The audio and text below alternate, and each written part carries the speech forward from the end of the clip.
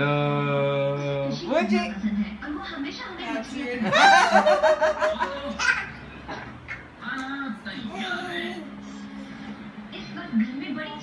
దో మళ్ళీ మళ్ళీ మళ్ళీ వెళ్ళచ్చు అచ్చు దో మళ్ళీ దో బుజ్జి నించా నించా నించా నించా అక్కడే దో బుజ్జి దో బుజ్జి బుజ్జి బాగా వచ్చేస్తున్నారా